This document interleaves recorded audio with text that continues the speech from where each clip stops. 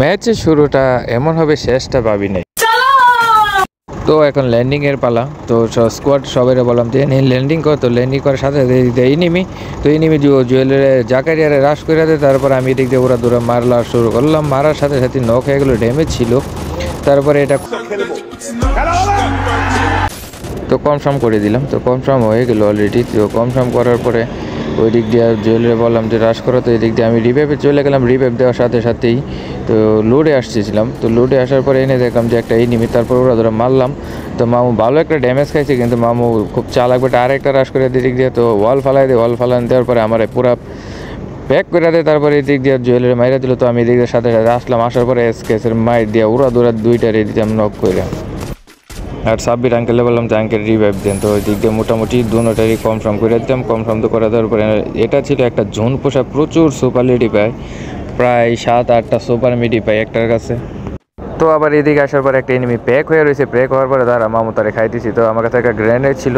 তো গ্রেনেডটা বরাবর এফালায়, কিন্তু মামু খুব চালাক। তো ওরা ধরা গ্রেনেড ফাটায় তারপর চলে আসে, কিন্তু যাবি কই যাইতে তোরে দিব না। তারপর দিয়ে দিলে মামুরে নক করে আমি আমার গ্রেনেডে হয়ে গেলাম নক। তো ক্যারেক্টার ছিল, ক্যারেক্টার দিয়ে ওইটা দাঁড়ালাম। তারপরে রিভাইভ টিভাইভ করার পরে আবার মাইরা দিল। এই তো এই মামুটা খুব জ্বালাই ছিল আমাদেরকে, পুরা সবগুলো প্লেয়ারে বারে বারে মারছিল।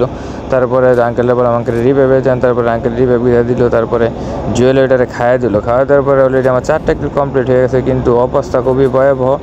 টোকেন নাই, এদিক দিয়ে আরেকটা এনিমি ছিল, ওরে দিলাম নক কইরা। তো টোকেন নাই, কীভাবে রিভাইভ তোমার সেটা চিন্তা করতেছি। অলরেডি 5 নম্বর কিল হয়ে গেল। তো এই মামু ছিল থার্ড পার্টি। তো মামু ওরা ধরে ভাগার চেষ্টা করছিল, কিন্তু আমি মামুরে ভাগতে দেই নাই। তো আমিও ওটা মোটামুটি ড্যামেজ দেওয়ার চেষ্টা করতেছি। অবশেষে নক হইল মামু। তো অবশেষে এদিকে কনফার্ম হয়ে গেলো 6টা কিল। তারপরে এদিক দিয়ে আমার জাহাঙ্গীর আঙ্কেলের মাইরা দিয়েছিল একটা প্লেয়ার। তারপর সাথে সাথে আমি দিলাম নক কইরা। অলরেডি 7 নাম্বার কিল হয়ে গেলো। তো আঙ্কেল বলতেছে আঙ্কেল ওদিকে এনিমি আসতেছে। তো আর আমি সামনে যাইতেছিলাম না। তো এই দিক দিয়ে গাড়ি ফেলাই দিয়েছিলাম। গাড়ি ফেলার সাথে সাথে একটা এনিমি আমার উপরে রাশ করে দিত না, আমি গাড়ি নিয়ে চলে গেলাম। তো মোটামুটি এদিক দিয়ে আবার আসতেছিলাম। তো আঙ্কেল জুয়েল অলরেডি কনফার্ম করে দিল। তখন ভাবলাম যে রিভাইভটা করতে হবে। অনেক জনের ভিতরে আইসে টোকেন কালেক্ট করে রিভাইভ করি প্লেয়ারগুলো। এদিকে একটা এনিমি যাইতেছিল। তো যাওয়ার সাথে সাথে এনিমির উপরে আমি রাশ করে দিই গাড়ি দিয়ে ধাক্কা মেরে। তখন ভাবলাম যে এভাবে হবে না। তারপরে এদিক দিয়ে একমাত্র আমি বাইচে থাকি স্কোয়াডের। তারপরে এদিক দিয়ে আবার গাড়িতে ধাক্কা দেওয়ার সাথে সাথে নক হয়ে যায়। ওর স্কোয়াড পর্যন্ত খাই দিয়ে অলরেডি 8টা কিল কনফার্ম হয়ে গেলো আমার। তো আরেকটি এনিমি ছিল আমার উপরে, ওরা দৌড়া রাশ করে দিত। রাশ করার সাথে সাথেই আমি ওরা দৌড়ো ওয়াল ফালাই আমি প্যাক হওয়ার চেষ্টা করি। তো প্যাক হয়ে যায়। তো প্যাক হওয়ার পরে ক্যারেক্টারটা ছেড়ে দেয়। ক্যারেক্টার ছাড়ার পরে মেডিকেটটা একটু করে নিলাম। তো সেই সাথে সাথে আমার উপরে রাশ করে দেয়। রাশ করার পরে আমার মোটামুটি প্লেন করে খাইয়ে দিব। তারপরে অবশ্যই পরে খাইয়ে দিলাম দেখি ইনশাল্লাহ শেষ স্কোয়াড হয়ে সেই আসে আমার সাথে পাঙ্গা নিতে। তারপর আমার 9 নাম্বার কিলো হয়ে গেলো। দেখেন এখানে আমি কি একটা বোকামি করতে চাই।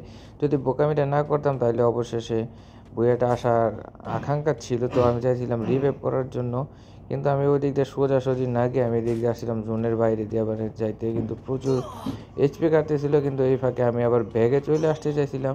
তো ব্যাগে চলে আসার সাথে সাথে ভাবলাম যে একটা মেডি করে দিই ব্যাগে যেতে পারি।